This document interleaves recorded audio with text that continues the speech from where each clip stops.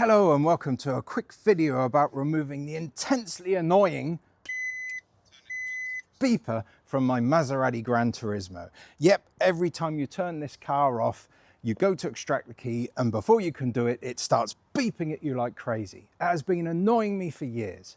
So in this video, I'm going to show you how to get rid of it once and for all.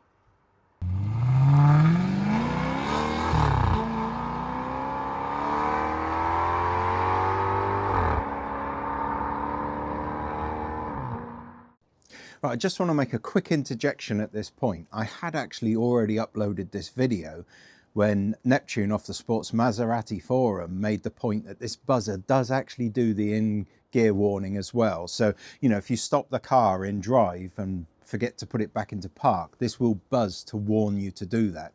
Now, you still get the warnings on the dashboard as well. I've just checked that. But yeah, for some people that might be quite important. It's not particularly a problem for me because I drive manual cars a lot, but I recognize people who drive automatics. It just might be important. I don't want to leave any bad information out there on the web.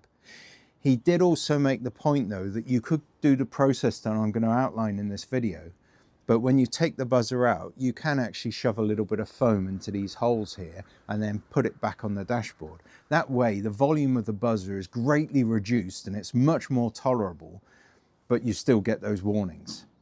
So a big thanks to Neptune and the Sports Maserati forum for just pointing those bits out. So some people may ask at this point, why do this? Well, for one thing, that beeping is really irritating. It kind of reminds me of my stupid Bosch microwave that beeps at me endlessly every morning when I'm trying to cook my porridge. For the second thing, I've installed a really cool Drimatt keyless entry system, and the beeping just interferes with the flow and the liberating feeling that you get when you just jump out the car and the car automatically locks itself. Now, you may also be wondering what other purposes this buzzer actually serves. And yes, it is the beeper, if you will, for the seat belts. But I don't think I'm really going to miss that. I always stick my seatbelt on anyhow. I don't need the car telling me to do it for me. It does actually beep when the check engine warning light comes on, but then again, you see the check engine warning light, so I'm not sure you particularly need that extra beep to jar you into action. And most importantly, it has nothing to do with the parking sensors. So for me, this very much feels like Scaramanga's third nipple. It's superfluous and it serves no purpose and just actually irritates me and jars with me every time I use the car. Now, should you decide to do this too, then no soldering iron or cutting of wires is required. All you need is some Allen keys, a screwdriver, and about an hour or so of time. It's also important to note that this is completely reversible. Should for some bizarre reason you decide that you missed that buzzer, you can just stick it straight back in again. One little side note I have just found out though, is that if you're fitting a Drimatt head unit to replace that awful infotainment system, there is actually a little menu in there that actually allows you to turn down the volume of the beeper. So that might be an option for those people who've upgraded their infotainment system. For me though, it's just got to me too much. I know no beeping at all. What's that? It's a minefield. Hammond's been in it. You've been in it? Yes, he crashed through the fence. So here's some little video about how you actually get the dashboard out. Now, I must confess that it is sped up a little bit. I don't actually work this fast. There's also something slightly strange about this video that you might notice.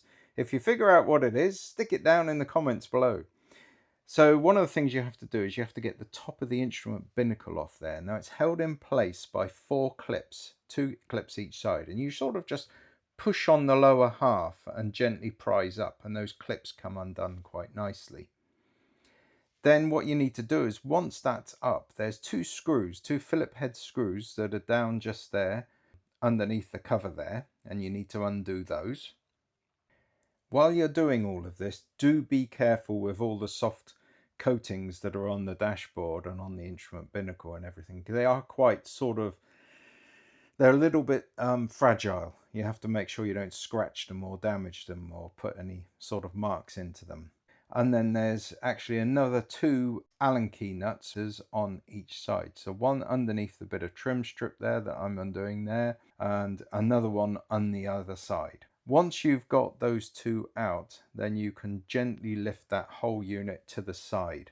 You do have to be a little bit careful, as on the left side there's a little sensor that's got a wire on it. So when you remove the binnacle like this, you need to slide it to one side, and I just left it all attached because I didn't want to unattach it, and just drifted it off to the side there. The next bit I did is I removed the top little panel that's underneath the binnacle. So this is 2 little 3mm Allen socket screws each side that just undo this little plastic covering here. So once you've got those out, you can sort of just unclick this or pry out that little section there, and it just sort of slides out like that. That reveals 2 screws that you can just see there that hold the top of the instrument panel in there. So basically that whole dashboard there's held in by 4 screws, 2 down the bottom there and 2 up the top there.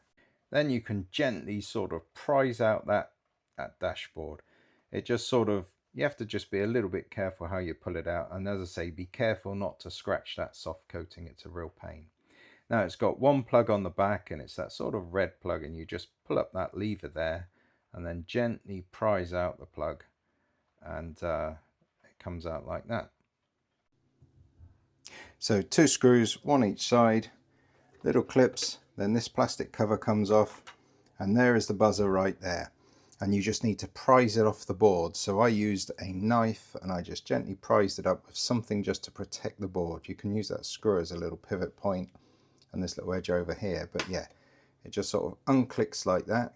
No connections, just 2 little pins here, and those are the clips that you're trying to prise off, 3 of them. So you just take that off, stick that in the spares box, and of course in the future if someone wants the R2-D2 voice, if someone put it back in the car, then they can always stick that back in, but I'm rid of it. And just like that, everything is back together again, and you can give it a test. And the lovely thing is when you shut down the engine, none of that stupid beeping from the extract the key warning. Great.